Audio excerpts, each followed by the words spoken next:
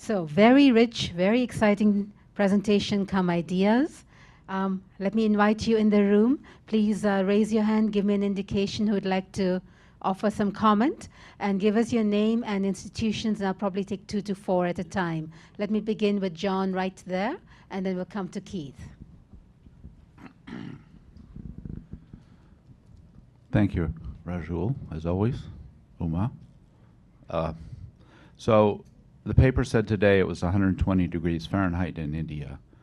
And I remember in Al Gore's second film, which he recreated the deal of the Paris Climate Agreement, which I was present at, where he got $2 billion plus into solar energy investments in India in order for India to sign the Paris Agreement and not build 200 more coal-burning utility plants.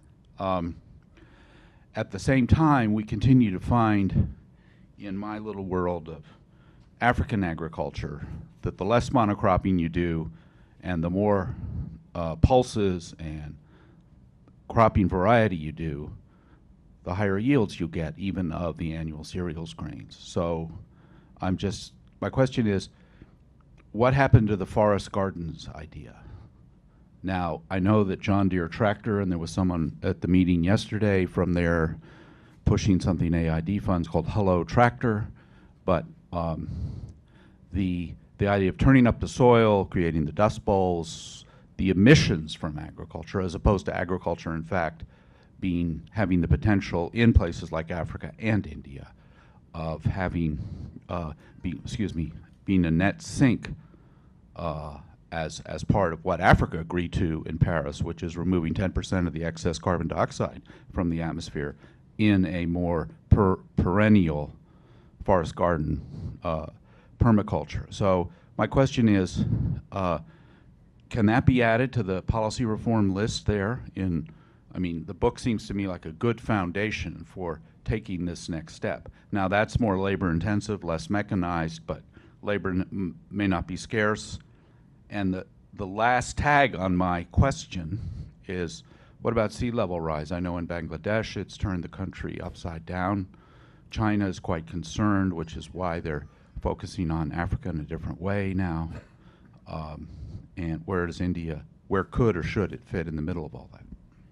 John, thank you. 3 very important sets of questions. Let me come to Keith next, if you'll allow me to pick 1 or 2 of these in a set. Keith? Yes, I'm Keith Wiebe from IFPRI. Thanks very much and congratulations on the book. I'm struck by the diversity of experiences across states, and I'm wondering if you could say a bit more about the different roles of the central government versus the state government. Uma, you suggested that reallocation was part of that process, but I'd like to hear more about that. Thank you very much, Keith. Prabhu, will you allow me to take 2 more, and then we do a next round. Let me come to Will Martin here, and then next to him is Derek. Mary, the mic. Thank you. Thanks very much. Great presentations.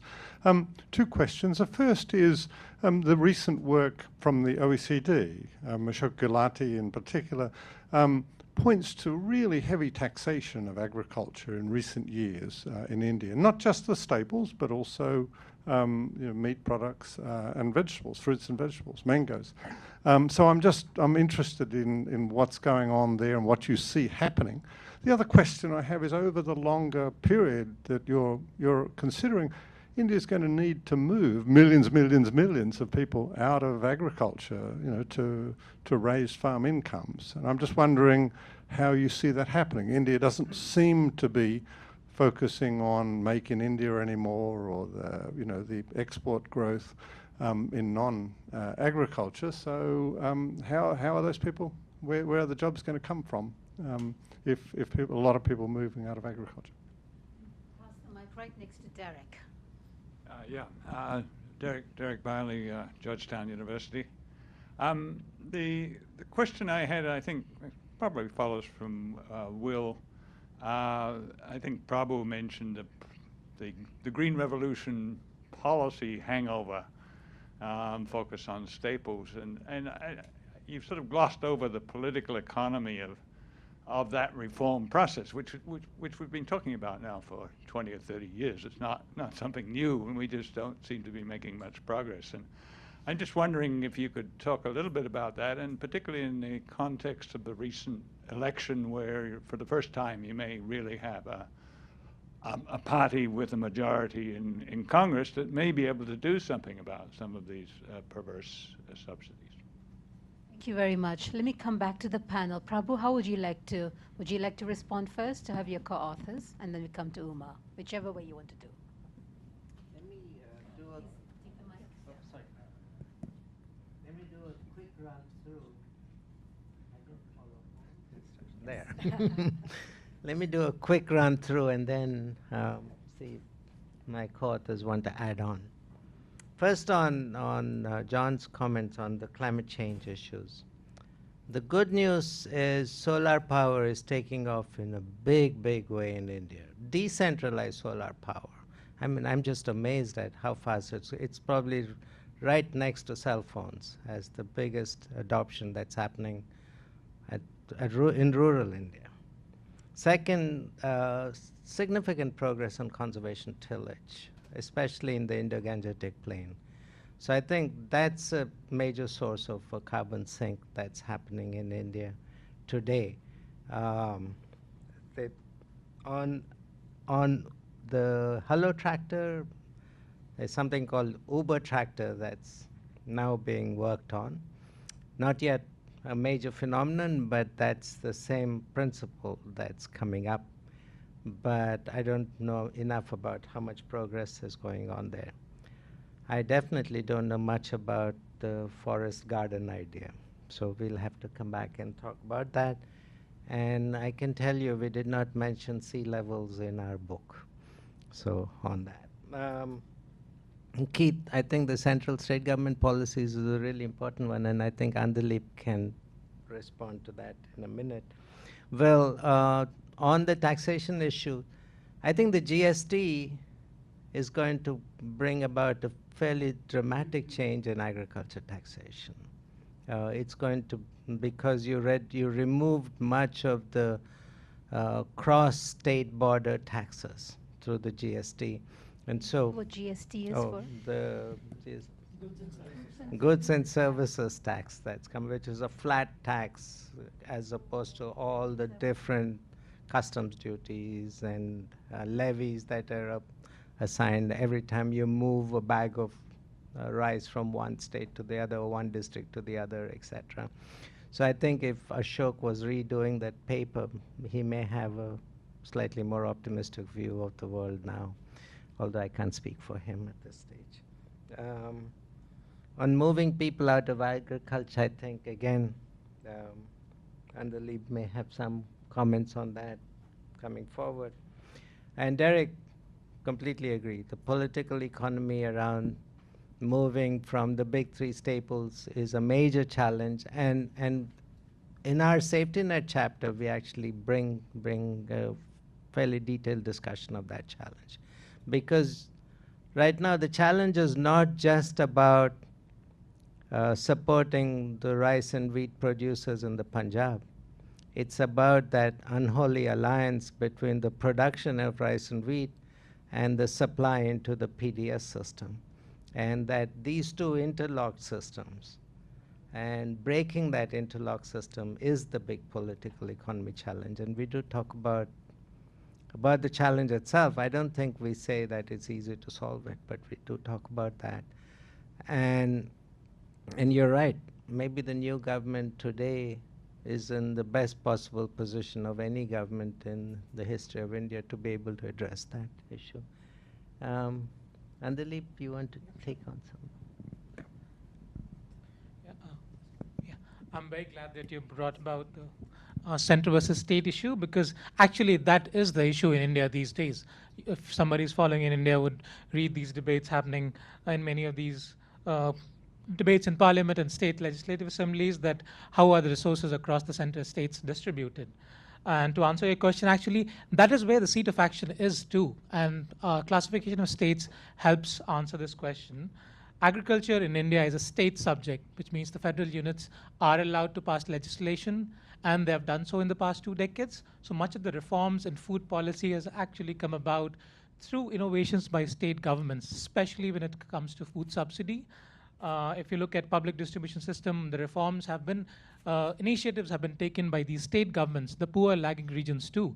Like Odisha is a prime example of how it has been doing tremendously well along with Chhattisgarh. And these two are traditionally the most poorer states in India.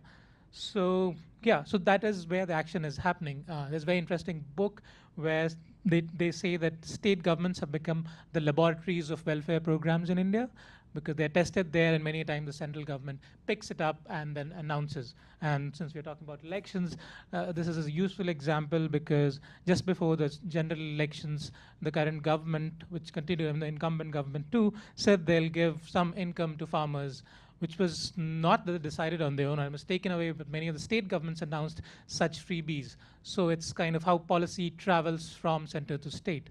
And as I said, agriculture is a state subject, so this is how policy in India is being shaped.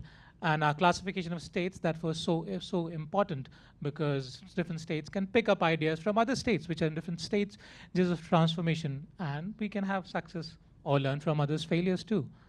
And to answer question of Will's question of where would jobs come from. So this is the whole idea that we're talking about, the process of urbanization and transformation in India.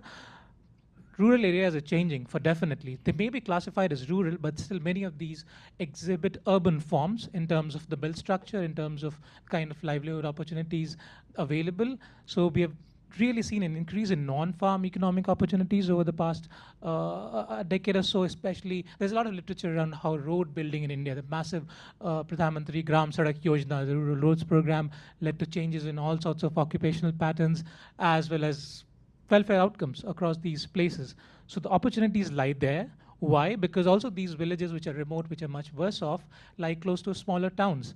And there's so much of research around how small towns have been the center of economic activity and actually have greater reduction in rural poverty than even rural economic growth, which is a distinct tectonic shift between pre-90s and post-90s.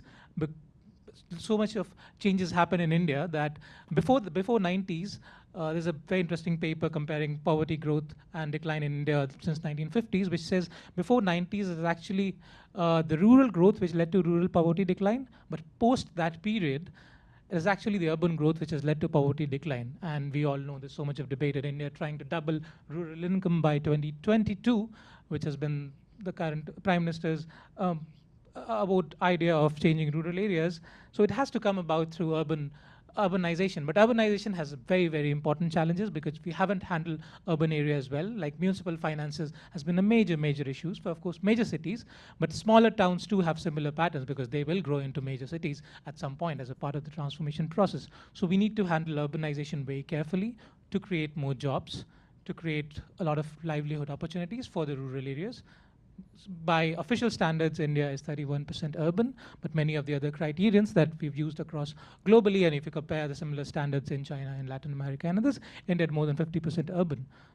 So therein lies a challenge, but opportunity too, which we argue in the book. And regions which are more developed had greater urbanization, and that's how they've leveraged on these for rural economic opportunity growth too. Yeah. So I just want to follow up on John's question on what's been happening with climate change in India. Right now, a lot of the policies are focused largely on mitigation, and very little has been thought about on adaptation. And much of the mitigation strategies have largely focused on energy emissions from the energy sector reductions. In terms of agriculture, though policymakers and state government at both the center and the state level have discussed that it is important to think about, there's not yet much been done in India. Additionally, there have been efforts in trying to get communities involved in sort of conservation efforts, and these have had some success in improving tree cover in India and overall increasing conservation efforts. But we still have a long way to go in terms of addressing some of the major challenges that we're going to face with climate change. Do you want to say anything? No, I just wanted to make a comment on the rising sea levels. We haven't spoken about it in the book, but it's going to have direct and indirect impacts when it comes to India, because India has a large coastline. But also rising sea levels in Bangladesh is a huge challenge for India as well, because India, on one side you have the sea, and all other sides is covered by India, and there's only one way for the one of the most densely populated country in the world to move, and that will be a huge challenge for India in that sense. Thank you. I wanted to say a couple of things about solar power, for instance. I agree that its use has been growing very rapidly, and one of the ways it has been growing is also growth of groundwater exploitation. And that is because it's now become democratic and decentralized, as Tushar Shah describes it. But unless there is very strong governance on managing water levels, it's going to be a serious problem for India. And many water experts in the world are writing about it and saying that they are concerned that India is not paying enough attention to the unholy alliance between solar power and groundwater exploitation. So it's one of the many areas that will need to have more attention. The other is the GST issue that I mentioned in my comments. It's a very major transformation for India to have changed its tax structure to the goods and services taxes. And the central government collects a whole lot of taxes. So the question of allocation of resources from the center to the states is going to be very important. And I think the fact that India is, the responsibility for agriculture, irrigation, forestry, you name it, everything is with the states. But the fact of the matter is a lot of the money is with the center. And the question therefore is it going to have a policy framework which looks at the relationship between allocation of resources, particularly for poorer states, and its implications for transformation for the country as a whole, rather than just for the richer states. I think one of the points that Vijay Kerkar makes is that if poor states don't grow as rapidly, you will have much more migration from poor states to the richer states, as the point that Prabhu makes in the book, the book makes. So I think, in a way, India has a huge challenge going forward, and it also has a huge mandate because of the recent elections. So the question is the party in power going to use that huge mandate to address issues which it can address only at the national level, not just allowing states to grow in their own way and see that interregional disparities continue to grow in a way that they have. And I think that has not yet been addressed. Thank you very much, Uma. I will come back to the room and online, but I'd like to ask Prabhu in the next round. Uma had in the comments at the end made some interesting proposals. If you'd also comment on those, that'd be interesting in terms of setting up an agriculture council and so forth. Setting up an agriculture council. I'd like to hear your reflections. Let me come first online. Isabella, do we have online? Yes, we have 4 questions so far from online. The first is a question for Prabhu directly, and this is from Dr. Arvind Padi, the country director at IFPRI from New Delhi, India. They say, to achieve nutrition security, food diversity is often suggested as a pathway, but we must avoid jeopardizing the diversity of local diets and cultural milieu. Millets disappearing from food menus of tribals in India is a case in point. Thoughts, please. The second question is from Subramanian Prashant from IILM University in India. How is pluriactivity pushing agrarian the agrarian workforce towards non-farm and the urban sector? The third question is from Balsher Sidhu, who is a doctoral candidate at UBC Vancouver. They say, one of the strongest aspects of the wheat-rice cultivation is the minimum support price, or MSP. Would the panel like to comment on the pros and cons of MSP, both when it started and today? The fourth question and the final question is from Abdullahi Mohamud Abdullah at the Norwegian Refugee Council on the food security and livelihood sector in Somalia. In the rural context, people are mostly facing recurring droughts and other shocks. So how can we transform pastoralist food systems and build their resilience to absorb certain shocks? Thank you. Thank you, Isabella. Wonderful set of online questions and from all around the world. Prabhu, if you will allow me, I will also, would you like to respond now or shall I take some questions from the room? Yeah. The second one, would you repeat that, Isabella, about the agrarian workforce? I think partly Andaleeb, you had responded to that about the transition. Yes, I can repeat it.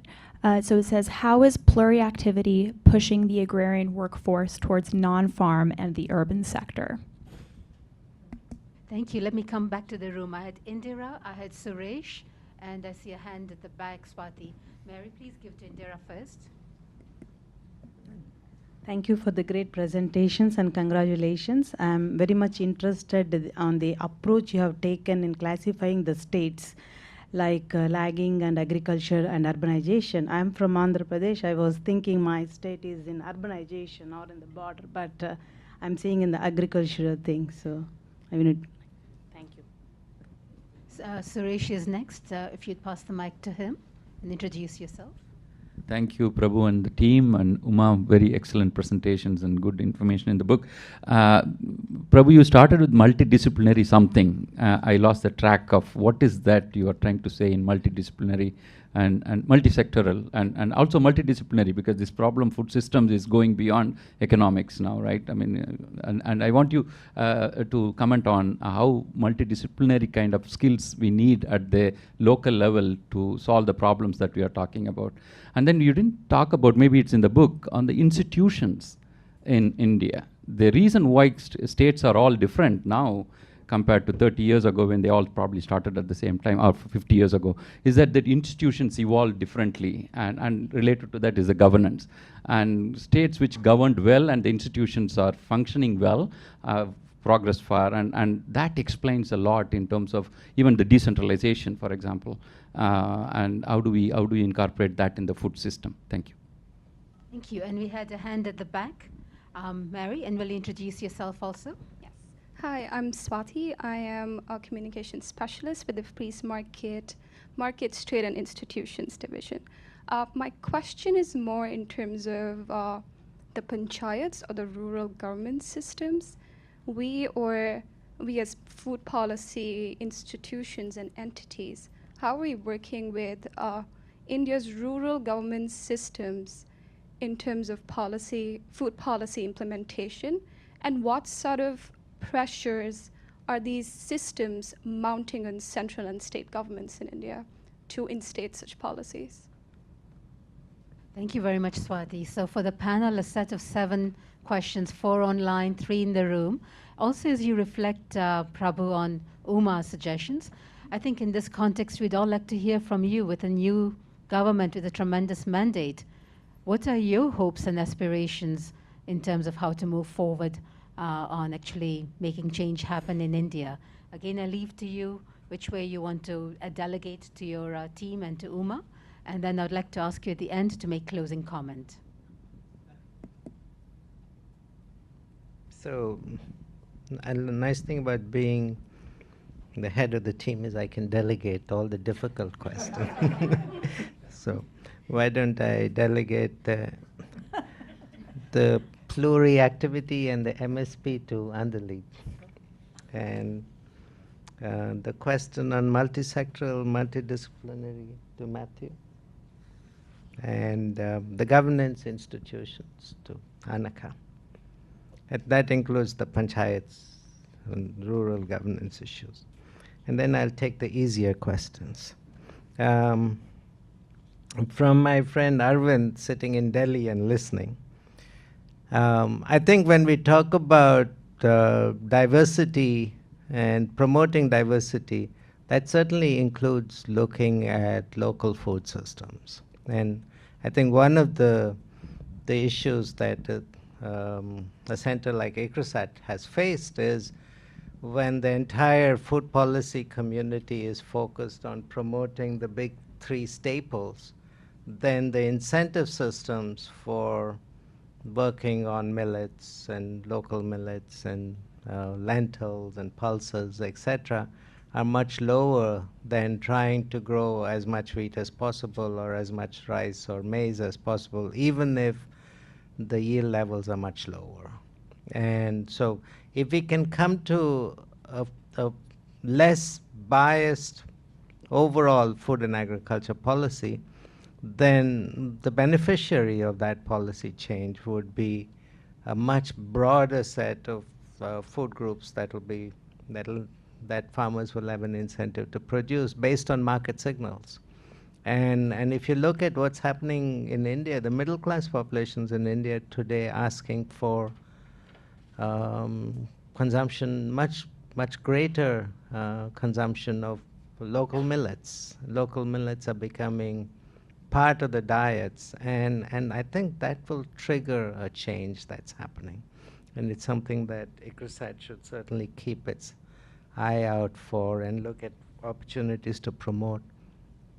And the second is on the Agriculture Council that Uma suggests. I think that's a really important and a great idea.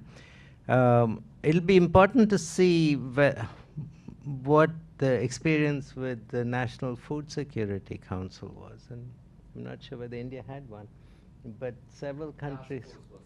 There was a task force. It'll be good to see what that experience was and whether that really created a multi-sectoral approach to food security, and learn from that experience for an agricultural council. But if we do want to make changes which require significant political economy, addressing the political economy issues, then you need such a council in the Prime Minister's office, not in the Agriculture Ministry. Yeah, that's what And you said, I chaired think, by the Prime right, that's where I think the big change will happen. And hopefully with the mandate today, there's an opportunity here. Let me now hand over to the others. Andaleeb. So I just like to add to Prabhu's point, a response to our friend in India at ICRISAT. So the idea that we are promoting is also decentralization, which is actually saying that you have more diverse diets tailored to local levels or tailored to local taste. For example, integrated child development scheme, which is a home-cooked food based for young and children, is basically you have tailored food to local customs, and he is from Odisha, and Odisha is one of actually the leaders in this ICDS being tailored to local food requirements. So there is a lot of initiative happening around the thing, and we're actually promoting that. So in the book, we're arguing that's a good way to go about it. So okay, this is one of my favorite questions. So because I work in public distribution system largely, and procurement at the MSP is central to that. But that, as I said, therein lies the rub. PDS has been great to address food security over the past decades, but the challenge there is actually what it has led to is perverse incentives to both producers and the traders around this, is that there's only 2 crops in which much of the procurement happens, and the demand for those crops is declining.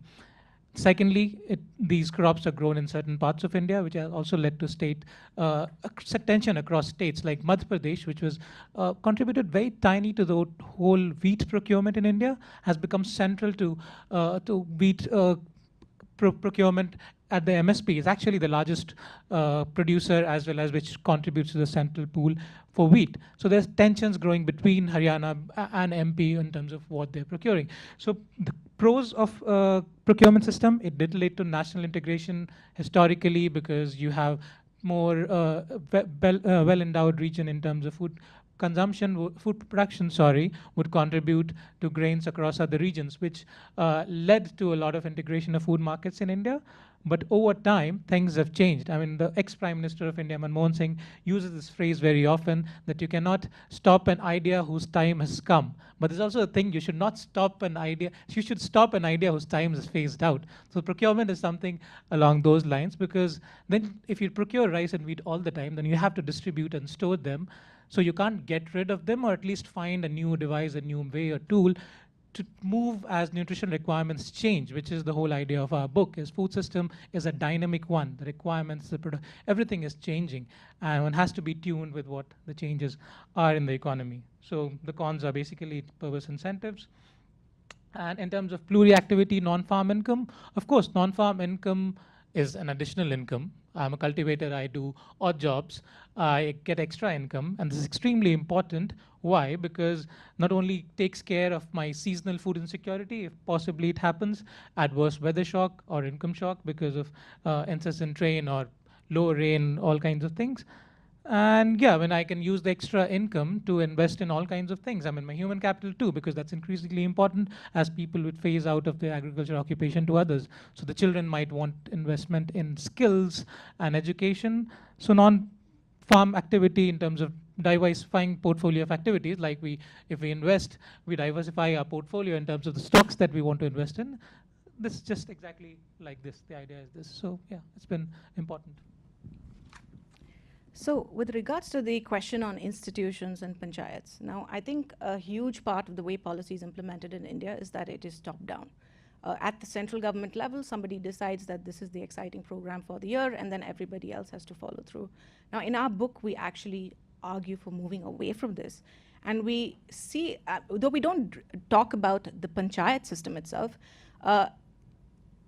policy that is regional and policy that is flexible and quick to respond to things like climate change has to start from that extremely local panchayat level. In order to achieve this, we need to do a lot for capacity building of these people who are in these panchayats. This is a huge part of how we can make policy more bottom-up in India. Secondly, fiscal decentralization needs to happen. It hasn't happened. At the panchayat levels, they're still receiving health services, but health services in the form of, medications and stuff. They're not allowed to make their own decisions and decide what they have to allocate to their budgets. This needs to change in India. As we move down and we decentralize more and more, women can become more powerful in decision making, both at the household level, but also at the panchayat level in determining what sort of food diversity programs we can introduce at the local level. And this will be really important if we want to increase both local production and consumption diversity. Finally, as we are urbanizing, moving away from panchayats, and I mean to say looking at urban local governance bodies and reorganizing our policies based on the needs of urban areas will also be very key to these challenges. So we don't talk about this in the book, but it is extremely important when we talk about the regional aspect that it is highly localized. Let me just comment on the MSP also, just as we go. So the MSP has worked very well for wheat and rice, primarily because there was an MSP and direct procurement also. So, but for crops that have MSP, because MSP has been diversified to a lot of other crops over the years, but crops with MSP and no direct procurement, the effects have been mixed. Say, for example, pulses, which has high volatility in prices.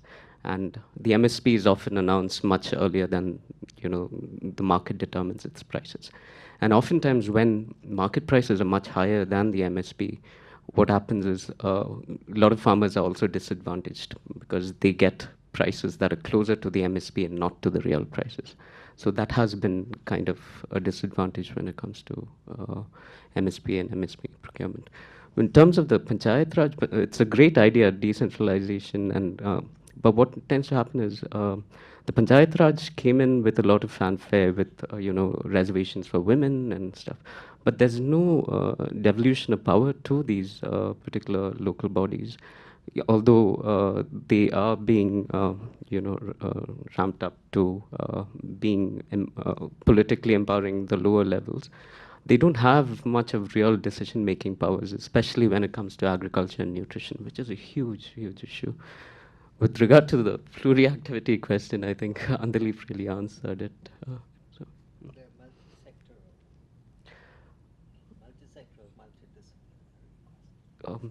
What was the question? Suresh, multi-sectoral, multidisciplinary, and also the role of institutions. Or we can discuss offline. Yeah, okay. I'm sorry, I didn't get that question. Yeah. So I would just I'm just wondering if it's a bunch maybe of discuss economists writing offline. this book, or we are consulting other disciplines that come into the food systems. That's the issue. Maybe you're doing that. But So I think you have that right, that we have the perspective of economists and we have the perspective of markets. But if you look at our literature review and look at how we have cited different literature, we understand the importance of an interdisciplinary approach. And that's what we bring to this table in this multi-sectoral sort of multidisciplinary approach to food systems. Markets are important. We understand how, but we also understand they can fail. And hence we identify what are the different kind of interventions that we need. And this can come from plant scientists, can come from animal scientists, and so on and so forth, in order to make our food systems robust. And in order for us as economists to have this multidisciplinary approach, we need to use the sectoral framework that we talk about. We need to look at food systems as a sort of whole, and not as either only agriculture, how to improve agriculture, or how to improve nutrition, or how to improve economic development, which is sort of the approach of the past. We see the interlinkages between all these groups in our book, and that's what we sort of bring forth as something that we feel very strongly about if we want to achieve nutrition security for the future. Does Uma wish to make any remarks? I was going to say that this whole question of decentralization and centralization is very complex, but I've been watching the response of Orissa government to floods in the last 10 years. They have had huge floods, and they have had a policy of zero deaths, and they have moved 1 million people to avoid deaths and avoid all the damage, etc. When I think about a poor state in India doing this successfully, it's quite remarkable. So there are a number of areas where the governments at the state level have been doing much better than we have appreciated. And I think if somebody systematically looked at the responses of the governments, state governments to adaptation to climate change, there are lots of examples where the governments are doing very well, and there are many other examples where they're doing really poorly. And I think water management, to me, is one good example where there needs to be big improvement. So I think the adaptation question could be, how should I say, disaggregated to see what the states are doing, what they could be doing better with more information, more capacity, etc. And a national council can promote a lot of activity in what the states are doing well and what they can learn from each other systematically. Thank you. Prabhu, I'd like to give, I know that there are more questions online as well as in the room, but I'm cognizant of time, so I'd like to give you the chance to make closing remarks. And also, what do you see with this change in India? What potential do you see? Where would you like your messages to go? Thank you, Rajul. I think over the last year, although all the authors are from India, it's safe to say we learned a lot more about India than we knew when we started this book. And we learned a lot about the puzzles that the Indian food policy is facing. And so that in itself was a major experience. But with any book, there are things you can do and say, and there'll be still lots of gaps. And the gaps will be addressed in volume 2 and volume 3, etc. So we're looking forward to spending more time thinking through these issues. I think the opportunity now for us is, as we roll this out in Delhi and in other places, we want to go reach the policy community that can really make a change here. And so what we'd like to do is get to people at Niti Aayog, get to people at the Prime Minister's office, etc., and start putting these messages out. And hopefully that'll start a trend, and we can start thinking through some of the policy changes into the future. Thank you so much for organizing this. Thank you so much for being part of the launch. The book is freely available. It's freely downloadable, and you can download it on your iPad, on your Kindle, or wherever you want to download it. And so there's no excuse to say I couldn't buy it. So please, and I didn't read it. So please download and read it, and we'll be delighted to hear back from you and get your comments and your very critical comments. Okay, thank you so much. Very much, everyone, and congratulations on the launch. Thank you, everyone online.